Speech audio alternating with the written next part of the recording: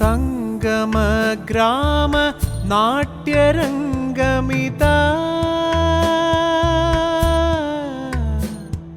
സംഗമ ഗ്രാമ നാട്യരംഗമിതാ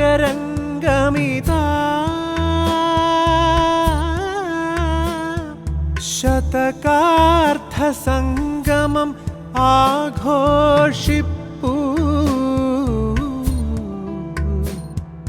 തുംഗശോഭം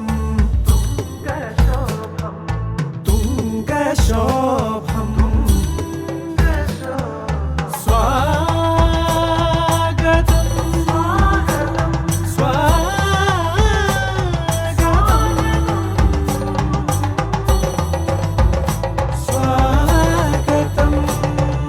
സ്വാഗതം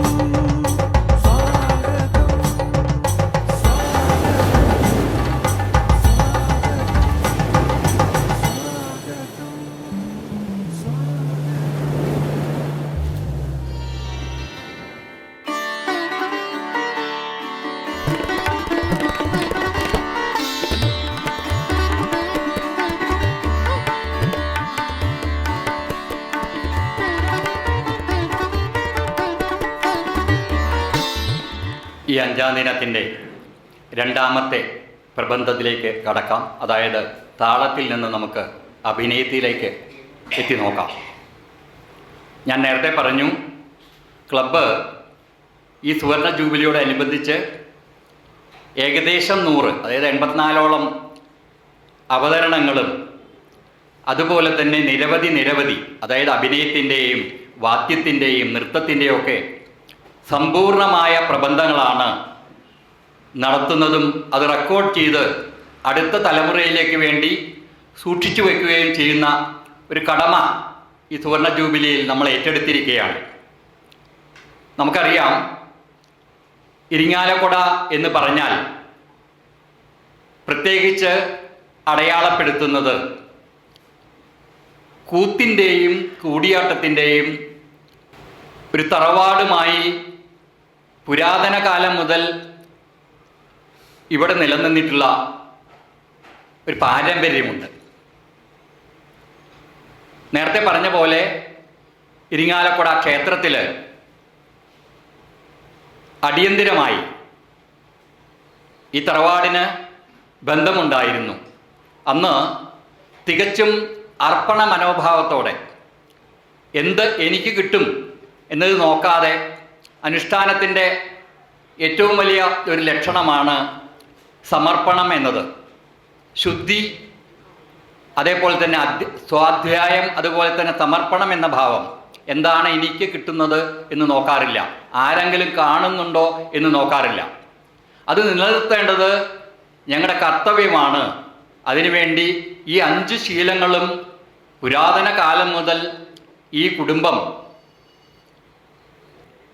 എല്ലാ അംഗങ്ങളും ഗുരുനാഥന്മാരും ഈ കലയെ പോഷിപ്പിച്ച് ഈ ദിനം വരെ നമുക്ക് എത്തിച്ചു തന്നിട്ടുള്ളതാണ്. ആ അമ്മന്നൂർ കുടുംബത്തെയും ആ ഗുരുനാഥന്മാരെയും നമ്മൾ ഒരു നിമിഷം സ്മരിക്കുന്നു. ആ രംഗത്ത് വച്ച് തന്നെയാണ് ഈ പ്രബന്ധം അവതരിപ്പിക്കുന്നത്. മാത്രമല്ല, ചെറിയ കുട്ടിക്കാലം മുതൽ ഈ വിഷയത്തിൽ, ഏത് വിഷയമാണെങ്കിലും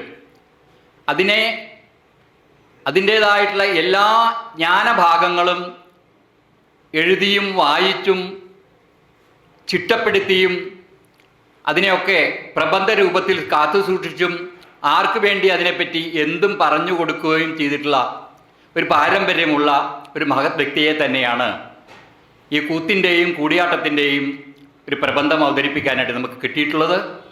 അദ്ദേഹം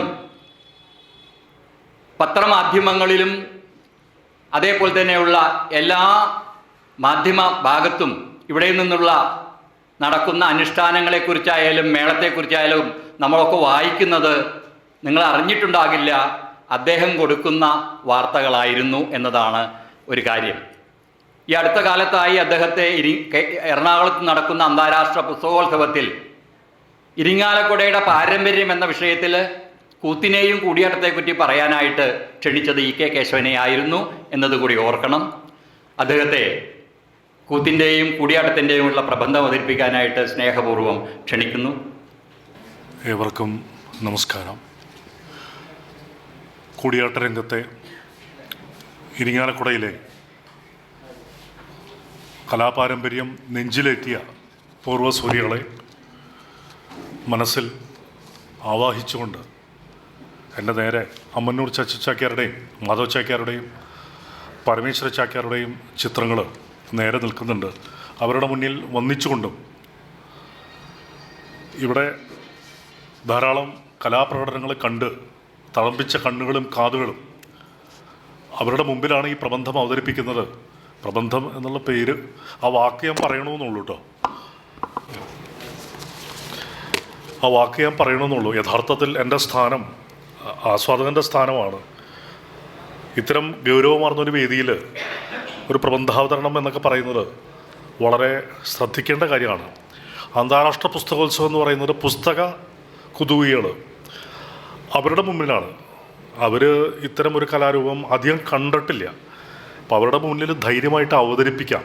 അവിടെ തന്നെ ചെറിയൊരു ശങ്കയോടെ ആണ് അവതരിപ്പിച്ചത്. കാരണം അതിലൊരു കാലടി മോഹനൻ എന്ന് പറഞ്ഞിട്ടൊരു നടൻ തന്നെ ഉണ്ടായിരുന്നു. അത് കഴിഞ്ഞിട്ടുള്ളൊരു ചോദ്യം എന്നെ വല്ലാതെ കുഴക്കുകയും ചെയ്തു. അതിനേക്കാളും വലിയ പേടിയോടെയാണ് ഞാനിവിടെ നിൽക്കുന്നത്. എന്തെങ്കിലും തരത്തിലുള്ള പിഴവുകളുണ്ടെങ്കിൽ ഇത് കഴിഞ്ഞിട്ട് ചൂണ്ടിക്കാണിക്കണമെങ്കിൽ അത് സദയം സ്വീകരിക്കാൻ തയ്യാറാണ്. ചോദ്യങ്ങൾ ചോദിക്കുന്നതിൽ അർത്ഥമില്ല. ഞാൻ ആഴത്തിൽ പഠിച്ചിട്ടുള്ള ആളല്ല. സംസ്കൃത ഭാഷ കുറച്ചേ അറിയൂ. കൂത്തും കൂടിയാട്ടവും മറ്റ് കലാരൂപങ്ങളും കണ്ടിട്ടുള്ള പരിചയം എനിക്കുള്ളൂ. അത് ആദ്യമേ തന്നെ പറഞ്ഞു വെച്ചുകൊണ്ട് ആ മുൻകൂർ ജാമ്യം എടുത്തുകൊണ്ടാണ് ഞാൻ ഇവിടെ എൻ്റെ ഈ ചെറിയ പേപ്പർ നിങ്ങളുടെ മുന്നിൽ അവതരിപ്പിക്കുന്നത്. എനിക്ക് മുമ്പ് അവതരിപ്പിച്ച ദിനേശ് വാര്യരും ഇനി കൂത്ത് അവതരിപ്പിക്കാൻ പോണ അമ്മന്നൂർ രജനീഷ് ചാക്യാരും രണ്ടുപേരും അക്കാഡമീഷ്യന്മാരും കലാപ്രകടനത്തിൽ നിഷ്ണാതന്മാരുമാണ്. ഞാനിത് വെറുതെ കാണുന്ന സാധനം എഴുതി പരിചയമുള്ള ഒരാൾ എന്നുള്ളതിനപ്പുറം ആഴത്തിൽ പഠിച്ചിട്ടുള്ളൊരു വ്യക്തിയല്ല. ഇരിങ്ങാലക്കുട എന്ന സ്ഥലം, ഇരിങ്ങാലക്കുടയുടെ സംസ്കൃത നാമം സംഗമഗ്രാമം എന്നാണ്. സംഗമഗ്രാമത്തിൻ്റെ മലയാളം എന്ന് നമുക്ക് പറയാം ഇരിഞ്ഞാലക്കുട. ഇരിച്ചാല് കിടൈ, ഇരിച്ചാല് കൂടിയത്, ഇരിങ്കാടി കൂടൽ എന്നിങ്ങനെ പല നിരക്കിലുള്ള ഒന്നിച്ചു ചേരൽ. കുടൽമാണിക്യസ്വാമിയുടെ ആറാട്ട് നടക്കുന്ന സ്ഥലം കൂടപ്പുഴ, പുഴകൾ കൂടിച്ചേരുന്ന സ്ഥലം. ഇത്തരത്തിൽ കൂടൽ മാണിക്യം വീണ്ടും അവിടെ ഒരു കൂടൽ വരുന്നുണ്ട്. ഇങ്ങനെ ഏത് നിലയ്ക്ക് നോക്കിയാലും കൂടുന്നതിൻ്റെ, ഐക്യത്തിൻ്റെ അല്ലെങ്കിൽ ഒന്നിച്ചു ചേരലിൻ്റെ ഒരു സ്ഥലമായിട്ട് ഒക്കെയാണ് ഇവിടെ വ്യവഹരിക്കപ്പെട്ടിരിക്കുന്നത്. അത്തരം ഒരു സ്ഥലത്ത് ഒരു പക്ഷേ നമുക്കറിയാം ഏത് സ്ഥലത്തിൻ്റെയും ഒരു സാംസ്കാരിക പശ്ചാത്തലം, പ്രത്യേകിച്ച് സാംസ്കാരികമോ അല്ലെങ്കിൽ മതപരമായ പശ്ചാത്തലം, പൗരാണിക പശ്ചാത്തലം പരിശോധിക്കുന്ന സമയത്ത് ഇരിങ്ങാലക്കുടയെ സംബന്ധിച്ച്, സംഗമഗ്രാമത്തെ സംബന്ധിച്ച് കൂടൽമാണിക്യം ക്ഷേത്രം സംസ്കൃതത്തിൻ്റെ വലിയ കേന്ദ്രമായിരുന്നു. വേദം പഠിക്കുന്നവരുടെ വേദപാഠശാല 1960കളിലാണ് ഈ വേദപാഠശാല വന്നതെങ്കിലും അതിനു മുമ്പ് തന്നെ വേദം പഠിപ്പിക്കുന്ന ഒരു ശൈലി കൂടൽമാണിക്യം ക്ഷേത്രത്തിൽ കാലങ്ങളായിട്ട് ഇവിടെ ഉണ്ടായിരുന്നു. പേരുകേട്ട ഔദിക്യന്മാർ, പേരുകേട്ട വേദപണ്ഡിതർ ഇരിങ്ങാലക്കുട കൂടൽമാണിക്യം ക്ഷേത്രത്തിൽ ലക്ഷാർച്ചനയ്ക്കും യജുർവേദ ആലാപനത്തിനും ഇവിടെ വന്നിട്ടുണ്ട്. യജുർവേദ ഗ്രാമമായിട്ടാണ് പൊതുവെ ഇരിങ്ങാലക്കുട അറിയപ്പെടുന്നത്. സംഗമഗ്രാമ മാധവൻ, കല്ലേറ്റിങ്കരയിലെ താഴെക്കാടുള്ള സംഗമഗ്രാമ മാധവൻ സംസ്കൃത പണ്ഡിതനും ഗണിതശാസ്ത്രജ്ഞനുമാണ്. 14ാം നൂറ്റാണ്ടിൽ ഉണ്ടായിട്ടുള്ള മഹാനായിട്ടുള്ള ആ കലാകാരൻ. അദ്ദേഹം ഋഗ്വേദിയാണ്. പക്ഷെ അദ്ദേഹത്തിന് ഇരിങ്ങാലക്കുടയുടെ കലാപാരമ്പര്യം കുറേ ലഭിച്ചിട്ടുള്ളതായിട്ട് പിന്നീട് VPN നമ്പൂതിരിയുടെ പ്രബന്ധത്തിൽ അദ്ദേഹം അത് സൂചിപ്പിക്കുന്നുണ്ട്. കടപയാതി സമ്പ്രദായം ഒക്കെ വികസിപ്പിച്ചതിൽ വലിയൊരു പങ്ക് സംഗമഗ്രാമ മാധവന് ഉള്ളതായിട്ടാണ് നമ്മുടെ ഗണിത ശാസ്ത്ര ചരിത്രം രേഖപ്പെടുത്തുന്നത്. നേരത്തെ പറഞ്ഞ മാതിരി കൂടൽമാണിക്യം ക്ഷേത്രം സംസ്കൃതത്തിൻ്റെ വലിയൊരു കേന്ദ്രമായിരുന്നു. സംസ്കൃത പ്രേമികളുടെ സംസ്കൃതം കൊടുങ്ങല്ലൂർ കോവിലകം പോലെ, അല്ലെങ്കിൽ കൊടുങ്ങല്ലൂർ ക്ഷേത്രനടയിൽ അവർ സ്വാമി വിവേകാനന്ദൻ അവിടെ ദർശനം നടത്തിയ സമയത്ത്, അവിടെ വന്ന സമയത്ത് അവിടേക്ക് ദർശനത്തിന് വന്ന തമ്പുരാട്ടിമാർ സംസ്കൃത ഭാഷ സംസാരിക്കുന്നവരായിട്ട് കണ്ടതായിട്ട് സ്വാമി വിവേകാനന്ദൻ പറഞ്ഞിട്ടുണ്ട്. അക്കാലത്ത് കൊടുങ്ങല്ലൂർ കോവിലകം സന്ദർശിച്ച സ്വാമി വിവേകാനന്ദൻ പണ്ഡിറ്റ് കറുപ്പൻ അന്നത്തെ സാമൂഹ്യ വ്യവസ്ഥയ്ക്ക് അനുസരിച്ചിട്ട് അവിടെ ഗുരുകുലത്തിൽ സംസ്കൃതം പഠിക്കുന്നതായിട്ടും അദ്ദേഹം പറഞ്ഞിട്ടുണ്ട്. ഇരിങ്ങാലക്കുട കുടൽമാണിക്യം ക്ഷേത്രവും കുടൽമാണിക്യം ക്ഷേത്രത്തിൻ്റെ പരിസരവും സംസ്കൃതത്തിൻ്റെ കേന്ദ്രങ്ങളായിരുന്നു. നമുക്കറിയാം, പേരുകേട്ട ആട്ടക്കഥാകാരൻ ഉണ്ണായി വാര്യർ നളചരിതം എഴുതുന്നതിന് മുമ്പ് തന്നെ ശ്രീരാമ പഞ്ചശതി, ഇന്നലെ അതിനെക്കുറിച്ച് ഡീറ്റെയിൽ ആയിട്ട് ഇവിടെ ഒരു പ്രബന്ധാവതരണം നടന്നുള്ളൂ. ശ്രീരാമ പഞ്ചശതി എന്ന 539 ശ്ലോകങ്ങളിലൂടെ വാൽമീകി രാമായണം ആറ്റിക്കുറുക്കി എഴുതിയ വ്യക്തി കൂടിയാണ് ശ്രീ ഉണ്ണായി വാര്യർ. അപ്പോൾ അക്കാലത്ത് നളചരിതത്തിന് മുമ്പ് എഴുതിയതാണ്. പിന്നീട് കുറച്ച് കാലങ്ങൾക്ക് ശേഷമാണ് നളചരിതം എഴുതിയത്. നളചരിതം എഴുതിയത് പൂർത്തിയാക്കിയത് തന്നെ തിരുവിതാംകൂർ കൊട്ടാരത്തിലാണ് എന്ന് പറയപ്പെടുന്നു. അപ്പം അന്നത്തെ കാലത്ത് ഒരുപക്ഷെ സംസ്കൃതത്തിൻ്റെയും ഗണിതത്തിൻ്റെയും സംസ്കൃതത്തിൻ്റെയും താളത്തിൻ്റെയും ചിട്ടയുടെയും ഉപാസനയുടെയും ഭാഷയുടെയും സംസ്കൃത ഭാഷയുടെയും ഒക്കെ ഏറ്റവും മൂർത്തമായിട്ടുള്ള ഏറ്റവും നല്ല സമയത്താണ് ഉണ്ണായി വാര്യർ ശ്രീരാമ പഞ്ചശതി എഴുതിയത്. പിന്നീട് അതിനുശേഷം അദ്ദേഹം എഴുതിയ നളചരിതം ഒരു കാൽപ്പനിക റൊമാൻറ്റിക് കൃതി എന്നുള്ള നിലയ്ക്ക് എത്രത്തോളം ഇവിടുത്തെ ആൾക്കാർ സ്വീകരിക്കുമെന്നുള്ളൊരു സംശയം അദ്ദേഹത്തിന് ഉണ്ടായിരുന്നുവെന്നും അത് നളചരിതം പൂർത്തീകരിക്കാനായിട്ടോ അല്ലെങ്കിൽ നളചരിതം എഴുതാനായിട്ടോ അദ്ദേഹം ഇരിങ്ങാലക്കുടയിൽ നിന്നും തിരുവിതാംകൂറിലേക്ക് പോയതായിട്ടാണ് ചരിത്രകാരന്മാരിൽ ചിലർ പറയുന്നത്.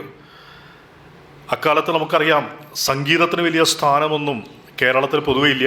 ഇരിങ്ങാലക്കുടയിലാണെങ്കിൽ താളത്തിൻ്റെ, മേളത്തിൻ്റെ, അക്ഷരശ്ലോകത്തിൻ്റെ, വേദത്തിൻ്റെ അത്തരം വേദം ചൊല്ലുന്ന ആ ഒരു പാരമ്പര്യം അതേ ഉണ്ടായിരുന്നുള്ളൂ. സംഗീതം ബ്രാഹ്മണിപ്പാട്ടിലൂടെയോ കുറച്ച് സോപാനത്തിൻ്റെയോ ഒക്കെ ചെറിയൊരു പാരമ്പര്യം ഉണ്ട് എന്ന് പറയാമെന്ന് തന്നെയുള്ളൂ.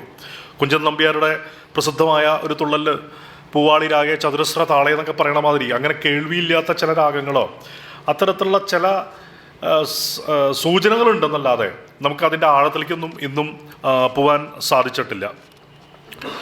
സ്വാതിരുനാൾ തിരുവിതാംകൂറിൽ അധികാരത്തിൽ വന്ന് അതിനുശേഷമാണ് അവിടെ സംഗീതം മലയാള നാട്ടിൽ പ്രചരിച്ചു തുടങ്ങിയത്.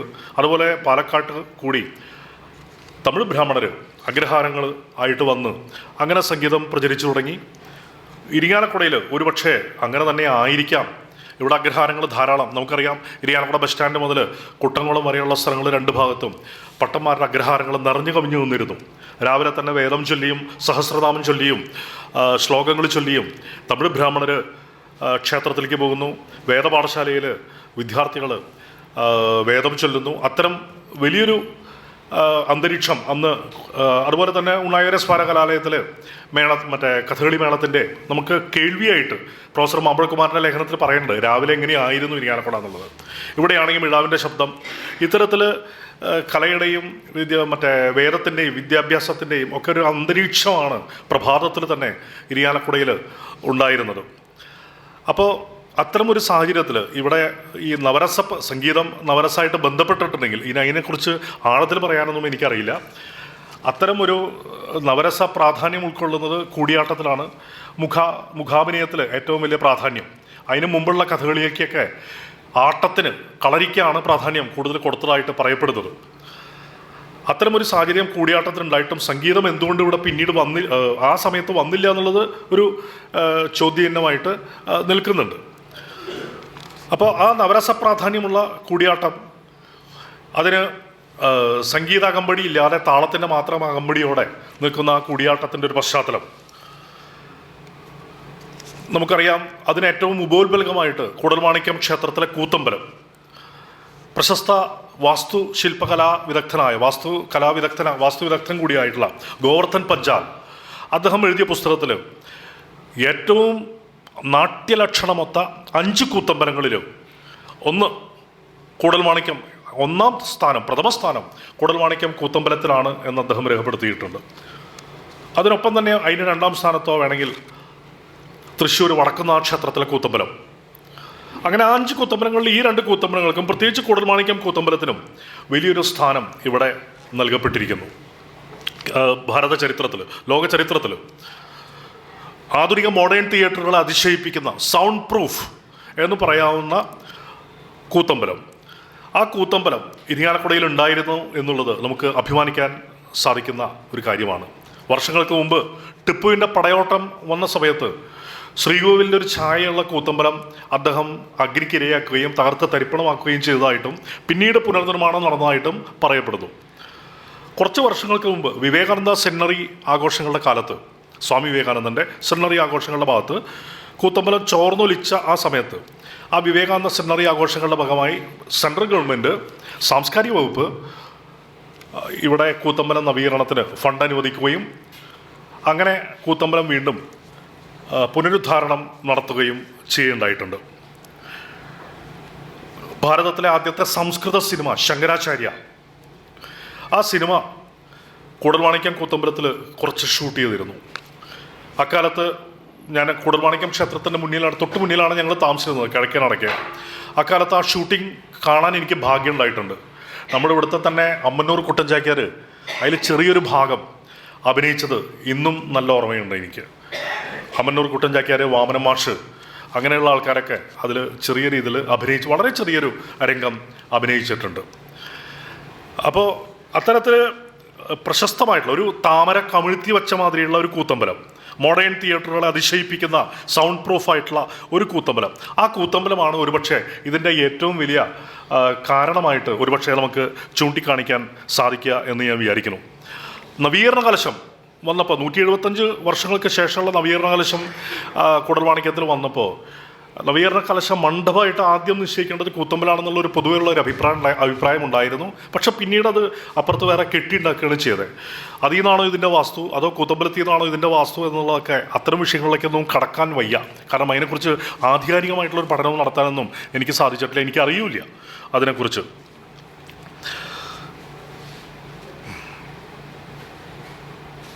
ഇവിടെ നേരത്തെ പറഞ്ഞ മാതിരി യജുർവേദത്തിൻ്റെയും താളത്തിൻ്റെയും അക്ഷരശ്ലോകത്തിൻ്റെയും വലിയൊരു കേന്ദ്രമായിരുന്നു ഇരിങ്ങാലക്കുട.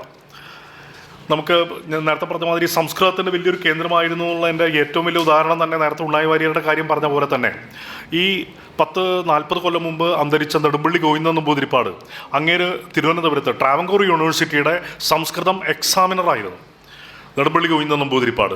അപ്പോൾ ആ പാരമ്പര്യം നമ്മളൊന്ന് മനസ്സിലാക്കിയാൽ മതി. അത് നിലനിന്നിരുന്നത് അദ്ദേഹത്തെ അവിടുത്തെ അവർ പത്മനാഭസ്വാമി ക്ഷേത്രത്തിലെ തന്ത്രിമാർ കൂടിയാണ് അവർ. ഇനി നമുക്ക് ഈ യഥാർത്ഥ വിഷയത്തിലേക്ക് വരാമെന്ന് തോന്നുന്നു. ഈ കൂടൽമാണിക്യം കൂത്തമ്പലം ഒരുപക്ഷെ ഇതിൻ്റെ ഈ കൂടിയാട്ടത്തിൻ്റെയും കൂത്തിൻ്റെയും ഒക്കെ വളർച്ചയ്ക്ക് വലിയൊരു പങ്ക് വഹിച്ചിട്ടുണ്ട്. പക്ഷേ ഒരു കാലത്ത് ഒരു പ്രത്യേക വിഭാഗത്തിന് മാത്രമേ അന്ന് ക്ഷേത്രത്തിൽ പ്രവേശനം ഉണ്ടായിരുന്നുള്ളൂ. അവരിൽ കൂടി വികസിച്ച് പിന്നീട് എല്ലാവർക്കും അത് സാധ്യമാകുന്ന രീതിയിലുള്ള ഒരു വികാസം ഉണ്ടായത് ഒരുപക്ഷെ ഈ അമ്മന്നൂർ ചാച്ചു ചാക്യാർ ഇവിടെ തുടങ്ങിയ കളരിയിലൂടെയും പിന്നീട് അമ്മന്നൂർ ചാച്ചു ചാക്യാർ സ്മാരക ഗുരുകുലം വന്നതിലൂടെയും ആയിരുന്നു എന്നുള്ള കാര്യത്തിൽ ഒട്ടും സംശയിക്കാനില്ല എന്നുള്ളതാണ് സത്യം. കൂടൽമാണിക്യം ക്ഷേത്രത്തിലെ അടിയന്തരാവകാശത്തെക്കുറിച്ച് ഒരു തർക്കം ഇപ്പോഴും നിലനിൽക്കുന്നുണ്ട്. ഒട്ടും സംശയമില്ല, അമ്മന്നൂർ ചാക്യന്മാർക്ക് തന്നെ എപ്പോഴും കാലങ്ങളായിട്ടും യാതൊരു സംശയവുമില്ല. പക്ഷേ 1800കളുടെ അവസാനത്തിലാണ് ഈ അമ്മന്നൂർ ചാക്യന്മാർക്ക് ഇവിടെ വാസസ്ഥലം ആയിട്ട് കൂടൽമാണിക്യം ദേവസ്വം പതിച്ചു കൊടുത്ത സ്ഥലം എന്നുള്ള നിലയ്ക്ക് രേഖപ്പെടുത്തപ്പെട്ട ചെമ്പോല ഉള്ളത്. അതിനു മുമ്പ് ഇവിടെ കുട്ടഞ്ചേരി ചാക്യന്മാർ ഉണ്ടായിരുന്നെന്നും അതൊരു തർക്കവിഷയമായിട്ടാണ് നിൽക്കുന്നത്. അപ്പോൾ കുട്ടഞ്ചേരി ചാക്യന്മാർ അത് വളരെ പ്രശസ്തനായിട്ടുള്ള കുട്ടഞ്ചേരി ഇട്ടി രവി ചാക്യാർ, അദ്ദേഹം അമ്മന്നൂർ ഇട്ടിയമ്മൻ ചാക്യാരുടെ സമകാലീനായിട്ടാണ് പൊതുവെ അറിയപ്പെടുന്നത്. ഇട്ടി രവി ചാക്യാർ മേൽപ്പത്തൂർ എഴുതിയ സുഭദ്രാഹരണത്തിൽ ആ മേൽപ്പത്തൂർ എഴുതിയ സുഭദ്രാഹരണം കുട്ടഞ്ചേരി ഇട്ടി രവി ചാക്യാർക്ക് വേണ്ടി എഴുതിയതായിട്ടാണ് പറയപ്പെടുന്നത്. അപ്പോൾ കുട്ടഞ്ചേരി ചാക്യാന്മാരെ നമ്മളെ കുട്ടഞ്ചേരിയായിട്ട് ബന്ധപ്പെടുത്തുന്ന ഏക കാര്യം ഇതുവരെ കേട്ടിരുന്നത് തണ്ടികവരവ്, അതുപോലെ തന്നെ പുത്തിരി, മുക്കിടി. ആ മുക്കിടിക്ക് ഔഷധ സേവയ്ക്ക് ഔഷധം തയ്യാറാക്കാൻ തലേ ദിവസം കുട്ടഞ്ചേരി ചാക്യാന്മാർ ഇവിടെ വരുന്നു, കുട്ടഞ്ചേരി മൂസ് ഇവിടെ വരുന്നു. അങ്ങനെ ആ ഔഷധം തയ്യാറാക്കുന്നു. പിറ്റേ ദിവസം രാവിലെ അത് നട്ട് പിറ്റേ ദിവസം രാവിലെ മുളച്ച് വരുന്ന ആ ഔഷധ തയ്യ് അരച്ച് ഈ മുക്കിടി തയ്യാറാക്കുന്നു. ഇതാണ് കുട്ടഞ്ചേരി എന്ന് പറഞ്ഞ സ്ഥലമായിട്ട് ഇരിയാലക്കുട ബന്ധപ്പെടുത്തുന്ന ഒരു കാര്യം. പക്ഷെ കുട്ടഞ്ചേരി ചാക്യാന്മാരെ കുറിച്ച് പിന്നീട് ഒരു തർക്കം ഈ കഴകത്തിൻ്റെ കാര്യത്തിൽ, അടിയന്തരത്തിൻ്റെ കാര്യത്തിൽ ഈ ഒരു തർക്കം നിലനിന്നിരുന്നു എന്നുള്ളത് പലപ്പോഴും പറയുന്നുണ്ട്. ഇത് എത്രത്തോളം ശരിയാണെന്നറിയില്ല. ഇട്ടി രവി ചാക്യാർക്കായിട്ട് മേൽപ്പത്തൂർ എഴുതിയ സുഭദ്രാഹരണം അത് അദ്ദേഹം എന്നല്ല, ആ കുട്ടഞ്ചേരി ഭവനത്തിലെ ആരും വേറെ ആൾക്കാരെ ആരെയും ഇത് കാണിക്കാറില്ല ഈ പുസ്തകം. അവർ പല സ്ഥലങ്ങളിലും കൊണ്ട് കൂടിയാട്ടം നടത്തും, പരിപാടി അവതരിപ്പിക്കും. അത് കഴിഞ്ഞാൽ അത് ഭദ്രമായിട്ട് തിരിച്ചു കൊണ്ടുപോകും. വേറെ ആരെയും കാണിക്കുക, ആ ഗ്രന്ഥം കാണിക്കുകയെ അതെങ്ങനെയാണെന്ന് പറഞ്ഞാൽ അതിൻ്റെ ആട്ടപ്രകാരം പറഞ്ഞു കൊടുക്കുക യാതൊന്നും പതിവില്ല. ഇരിങ്ങാലക്കുടയിലെ ഊരാളന്മാർ നേരത്തെ പറഞ്ഞ പോലെ ബ്രാഹ്മണാധിപത്യത്തിൻ്റെയും അതുപോലെ തന്നെ എന്താ പറയുക ഒരു ചെറിയൊരു അഹങ്കാരം സ്വാഭാവികമായിട്ട് അവർക്കൊക്കെ ഉണ്ടാവുമല്ലോ. ആ ബ്രാഹ്മണാധികാരത്തിൻ്റെ വലിയൊരു കാലത്ത് ആ ഊരാളന്മാർ കുട്ടഞ്ചേരി ചാക്യന്മാരോട് അതിൻ്റെ ആ ഗ്രന്ഥം ചോദിക്കുകയും പക്ഷെ അദ്ദേഹം അത് കൊടുക്കാൻ തയ്യാറായില്ല. അത് ചോദിച്ചത് ഇദ്ദേഹത്തിന് വേണ്ടിയാണ്, നമ്മുടെ അമ്മന്നൂർ ഇട്ടിയമ്മൻ ചാക്യാർക്ക് വേണ്ടിയാണ് ചോദിച്ചത്. ഇട്ടിയമ്മൻ ചാക്യാരെ അത്രയ്ക്കിഷ്ടമാണ് ഈ ഊരാളന്മാർക്ക്. ഇട്ടിയമ്മൻ ആടാറായി വരേണം എന്ന് ഈ ഊരാളന്മാർ കുടൽമാണിക്യസ്വാമിയുടെ മുമ്പിൽ ഭജനം നടത്തിയതായിട്ട് കേട്ടിട്ടുണ്ട്. പക്ഷെ ഇതൊന്നും ഇട്ടിദേവി ചാക്യാർക്ക് അത്ര വലിയ കൂസലൊന്നുമില്ല. അദ്ദേഹം അത് സമ്മതിച്ചില്ല. അപ്പം അദ്ദേഹം പ്രബന്ധം അവിടെ കൊണ്ടുവന്നു. അവിടെ ഉത്തരത്തിൽ വച്ചിട്ട് അദ്ദേഹം ഇതൊക്കെ കഴിഞ്ഞിട്ട് അദ്ദേഹം പ്രദക്ഷിണം വയ്ക്കാൻ പോയ സമയത്ത് പ്രദക്ഷിണത്തിൻ്റെ എവിടെയോ വെച്ചിട്ട് അദ്ദേഹത്തെ തടഞ്ഞു നിർത്തുകയും ഊരാളന്മാർ തടഞ്ഞു നിർത്തുകയും എന്തോ സരസ സംഭാഷണമോ ദേഷ്യപ്പെട്ടുള്ള സംഭാഷണമോ അതിൻ്റെ ഇടയ്ക്ക് പണ്ഡിതരായിട്ടുള്ള കുറേ ഊരാളന്മാരുടെ പിന്മുറക്കാരോ അങ്ങനെയുള്ള ആൾക്കാരോ അവരെല്ലാവരും വന്നിട്ട് ഇതിലെ ഓരോ പേജ് എടുത്തിട്ട് അധ്യായം കണക്കെയോ അല്ലാതെയോ അത് പെട്ടെന്ന് എഴുതിയെടുത്തു എന്നാണ് പറയപ്പെടുന്നത്. അങ്ങനെ അവരുടെ കയ്യിൽ ഈ സംഭവം എത്തി, ഈ ഗ്രന്ഥം കയ്യിലെത്തി. ഈ ഭാഗം പിന്നെ തിരിച്ചാ ഉത്തരത്തിൽ അവിടെ വച്ചു. കുട്ടഞ്ചേരി ചാക്യാരൊന്നും അറിയില്ല. അദ്ദേഹം പ്രവേശനം കഴിഞ്ഞ് തിരിച്ചു വന്നപ്പോൾ ഇത് അതിൻ്റെ മുകളിൽ തന്നെ ഇരിക്കുന്നുണ്ട്. അദ്ദേഹം പിന്നെ അതുകൊണ്ട് തിരിച്ചുപോയി. പിന്നീട് അദ്ദേഹം വന്നപ്പോൾ ഈ സൂത്രാഹരണം ഇവിടെ അമ്മന്നൂർ ഇട്ടിയമ്മൻ ചാക്യാർ ഇവിടെ അവതരിപ്പിക്കുന്നത് കണ്ടു. അപ്പോഴാണ് അദ്ദേഹത്തിന് കാര്യം മനസ്സിലായത് എന്ന് അത്തരം ഒരു ഐതിഹ്യം ചരിത്രം കൃത്യമായിട്ട് അറിയാത്ത ഒരു സംഭവം കൂടിയും ഇതിൻ്റെ ഭാഗമായിട്ട് പറയപ്പെടുന്നുണ്ട്. ഇതാണ് ഇതിൻ്റെ ഒരു പക്ഷേ യാതൊരു സംശയമില്ല. അവർ കുട്ടഞ്ചേരി ചാക്യന്മാർ ഇവിടെ വന്നിട്ട് അവരോട് ഈ സൂത്രാഹരണം അവതരിപ്പിക്കണം എന്നൊക്കെ പറഞ്ഞപ്പോൾ ഊരാളന്മാർ പറഞ്ഞപ്പോൾ അദ്ദേഹം പറഞ്ഞത് ഇവിടെ അമ്മന്നൂരല്ലേ എന്ന് ചോദിച്ചതായിട്ട് പറയുന്നുണ്ട്. അപ്പം അമ്മന്നൂർക്ക് തന്നെയല്ലേ ഇവിടെ അടിയന്തരാവകാശം എന്നുള്ളൊരു വിഷയവും അപ്പുറത്ത് നിൽക്കുന്നുണ്ട്. പട്ടാമ്പിക്കടുത്ത് കൊപ്പം എന്ന സ്ഥലത്താണ് അവർ താമസിച്ചിരുന്നത്. അതിലെ ഒരു ശാഖ ഇരിയാലക്കുടയിലും മറ്റൊരു ശാഖ മൂഴിക്കുളത്തും വന്ന് താമസമായി. പിന്നീട് കൂടിയാട്ടം, കൂത്ത്, അടിയന്തരങ്ങൾ അവർ കേരളത്തിലെ എല്ലാ ഭാഗത്തും വീണ്ടും അത് നടത്തുകയും കളരി ആരംഭിക്കുകയും ചെയ്തു എന്നാണ് പറയുന്നത്.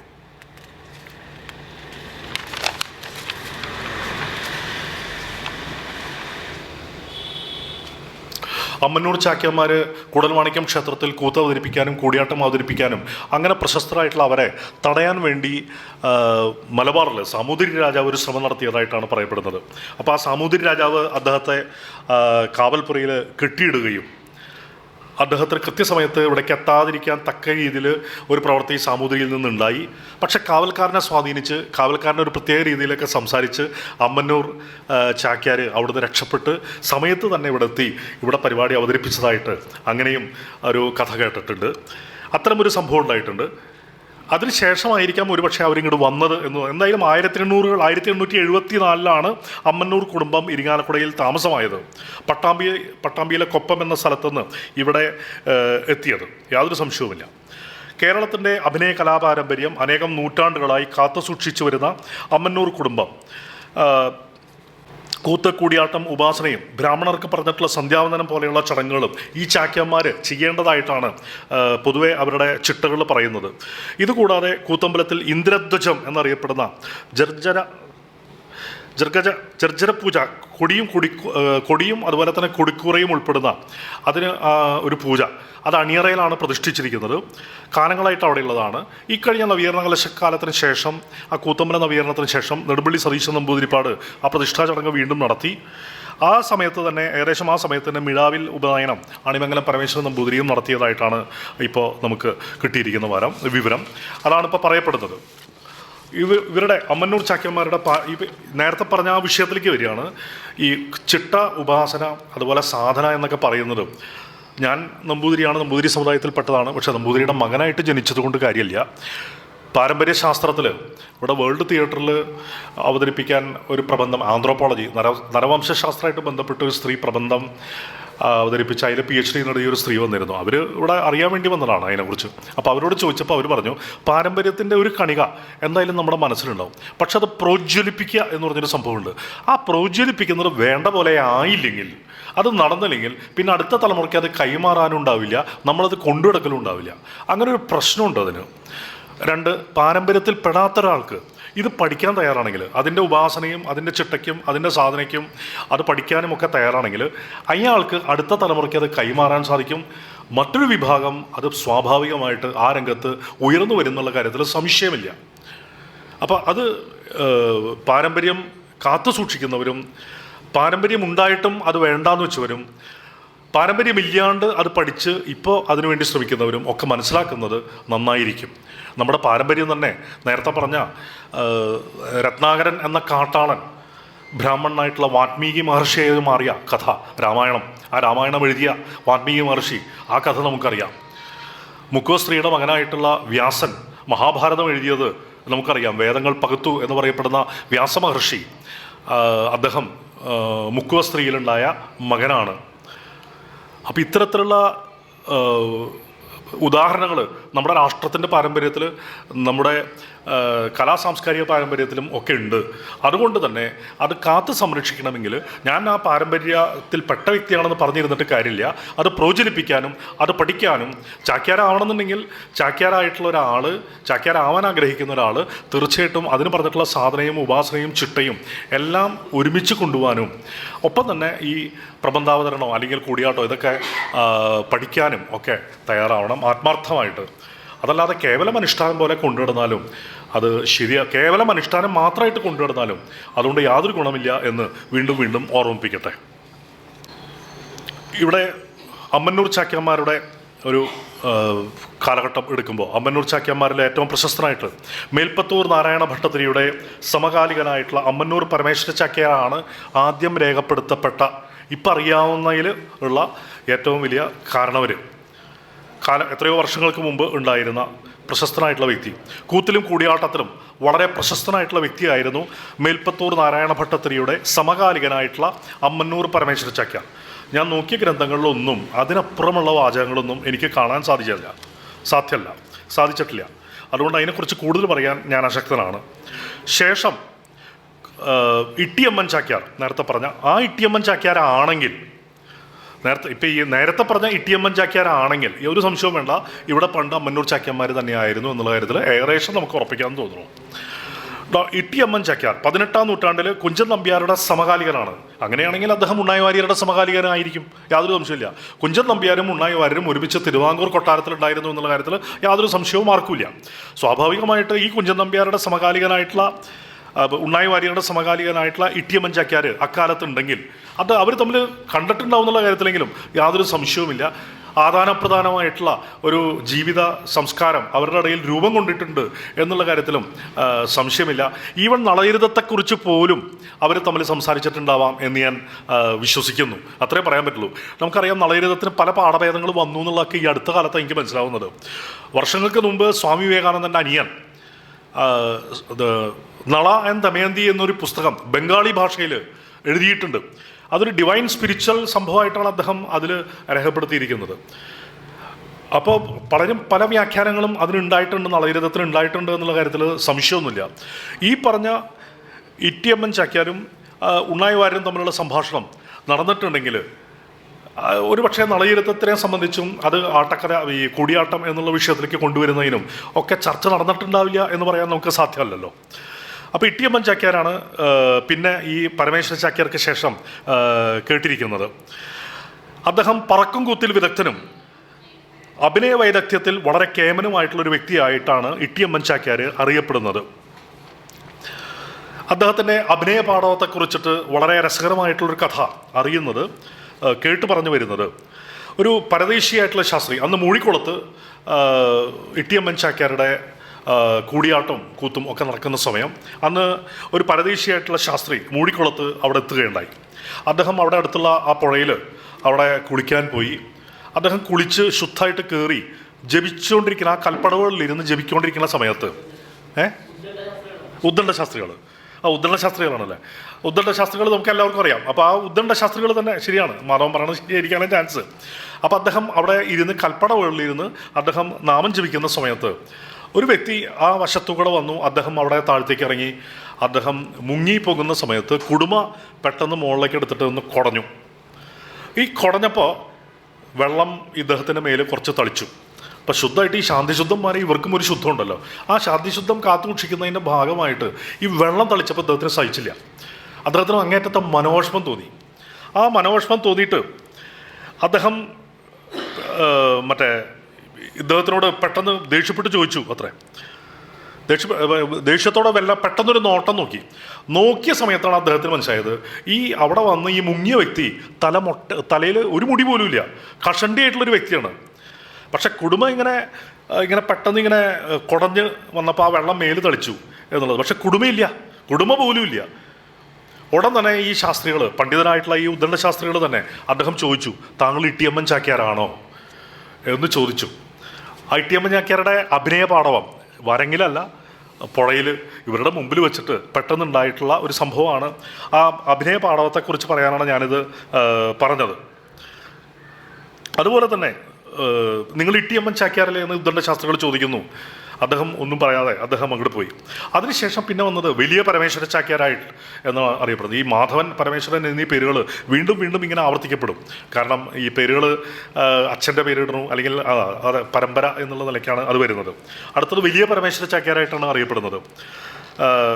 അനവധി ചാക്യാർ കുടുംബങ്ങളിൽ, അനവധി ചാക്യാർ കുടുംബങ്ങളിലെ അനവധി ആൾക്കാർ ഈ വലിയ പരമേശ്വര ചാക്യാരുടെ ശിഷ്യന്മാരായിരുന്നു.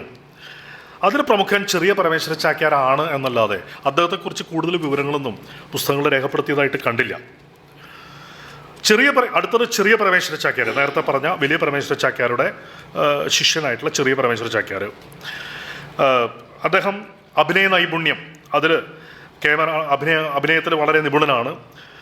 അനവധി കഥകൾ അദ്ദേഹത്തെക്കുറിച്ച് നമ്മൾ കേട്ടിട്ടുണ്ട്. ഈ ചെറിയ പരമേശ്വര ചാക്യാർ നമ്മൾ പലപ്പോഴും ഈ അടുത്ത കഴിഞ്ഞ ഒരു 10-30 ഒരു 50 വയസ്സ് പ്രായമുള്ള എല്ലാവർക്കും ഏകദേശം ഈ പരമേശ്വര ചാക്യാരെ, ചെറിയ പരമേശ്വര ചാക്യാരെ കുറിച്ചുള്ള കഥകൾ അവരുടെ ബാല്യകാലത്തൊക്കെ അമ്മമാരോ മുത്തശ്ശിമാരൊക്കെ പറഞ്ഞു തന്നിട്ടുണ്ടാവും എന്നാണ് ഞാൻ വിശ്വസിക്കുന്നത്. എനിക്ക് ഈ കഥ പറഞ്ഞു തന്നത് എൻ്റെ അമ്മയാണ്.